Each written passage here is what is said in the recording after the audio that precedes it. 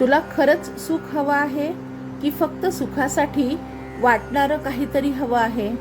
कारण अनेकदा आपण सुख शोधतो, पण नकळतच दुःखाची आपण निवड करून बसतो.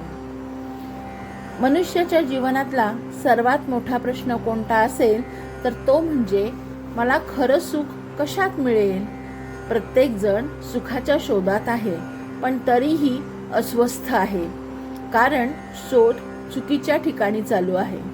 समर्थ रामदास स्वामी ह्या श्लोकातून मनाला अतिशय साध्या पण खोल शब्दात सांगत आहेत, जर खरंच सुख हवं असेल तर योग्य ठिकाणी लक्ष ठेव आणि विवेकाने निर्णय घे. हा श्लोक म्हणजे मनाला दिलेली एक दिशा आहे. ती दिशा सुखाकडे वाट नेणारी आहे. श्लोक क्रमांक 40. मना पाविजे सर्व ही सुख जेथे, अति आदरे ठेविजे लक्ष तेथे, विवेके कुडी कल्पना पालटीजे, मना सज्जना राघवी वस्ती कीजे. जय जय रघुवीर समर्थ. समर्थ मनाला सांगतात, हे मना, तुला सर्व प्रकारचं खरं सुख मिळवायचं असेल तर तू आधी हे ओळख की ते सुख नेमकं कुठे आहे. प्रत्येक माणूस सुखाच्या शोधात असतो, पण त्याचं आयुष्य पाहिलं तर तो उलट दुःखाचीच निवड करतो. कारण त्याला काय आवडतं यावर तो चालतो, पण काय योग्य आहे हा तो विचारच कधी करत नाही.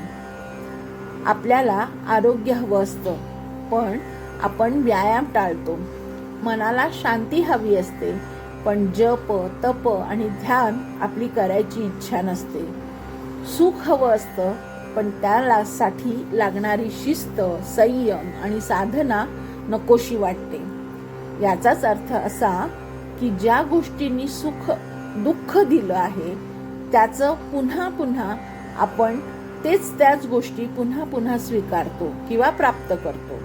म्हणूनच ते म्हणतात, जिथे खरं सुख आहे तिथेच तुझं लक्ष ठेव आणि तेही अति आदराने ठेव. कारण ज्या गोष्टीला आपण महत्त्व देतो तिथेच आपलं मन स्थिर होतं. जर मनाला बाह्य सुखामध्ये, विषयांमध्ये, मोहांमध्ये गुंतवून ठेवलं तर ते तात्पुरतं समाधान होईल, पण कायमचं दुःख देईल. इथे भगवद्गीतेतील श्रीकृष्णांचा उपदेश अत्यंत महत्त्वाचा आहे. गीतेमध्ये भगवंत म्हणतात, विषयांपासून मिळणारं सुख हे सुरुवातीला गोड वाटतं, पण शेवटी दुःखदायक असतं. आणि जे सुरुवातीला कठीण वाटतं तेच पुढे अमृतासारखं होतं.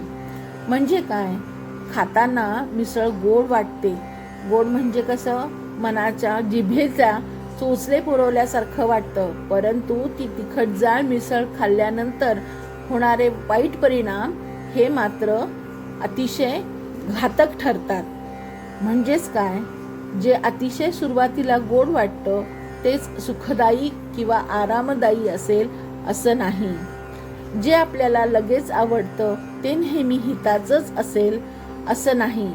आणि सुरुवातीला जे कठीण वाटतं तेच खरं सुख असू शकतं. म्हणजे काय?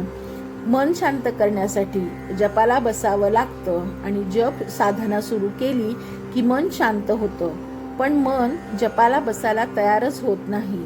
हे कठीण आहे, पण जर ही साधना नेटाने केली तर मात्र मन शांत होण्यास मदत होतं.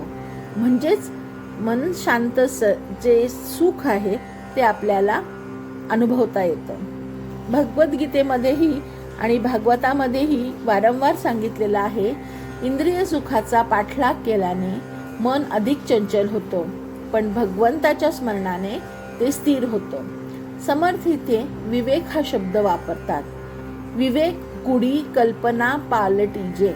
म्हणजेच आपल्या चुकीच्या समजुतीने किंवा कल्पना किंवा मोह हे सगळे विवेकाने बदलून टाक. विवेक म्हणजे काय? योग्य काय आणि अयोग्य काय, शाश्वत काय आणि क्षणिक काय हे ओळखण्याची क्षमता. माणूस बहुतेक वेळा आवड आणि हित यामध्ये गोंधळ करतो. जे आवडतं ते नेहमीच हिताचं असतं असं नाही, पण जे हिताचं आहे तेच खरं आवडायला शिकणं हीच खरी साधना आहे. यासाठी संतांनी एकच मार्ग सांगितला आहे. ज्ञानेश्वर माऊली म्हणतात, सर्व सुखांचे मूळ भगवंत आहे. तर तुकाराम महाराज म्हणतात, तुझे पाय हेच सर्व सुख आहे.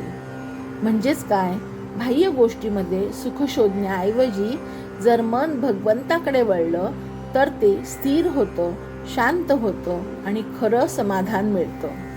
म्हणून शेवटी समर्थ पुन्हा मनाला सांगतात, हे सज्जन मना, तू ह्या सर्व चंचलतेतून बाहेर ये आणि रामाच्या म्हणजेच परमेश्वराच्या चरणी वस्ती कर. कारण जिथे राम आहे तिथेच शांतता आहे, जिथे शांतता आहे तिथेच समाधान आहे आणि जिथे समाधान आहे तिथेच खरं सुख आहे. मनाने आत्मसुख प्राप्त करून घेण्याचा ध्यास घेतला म्हणजे त्याचे अन्य ऐहिक सुख उपभोगाच्या पलीकडे लक्ष आपोआप कमी होईल.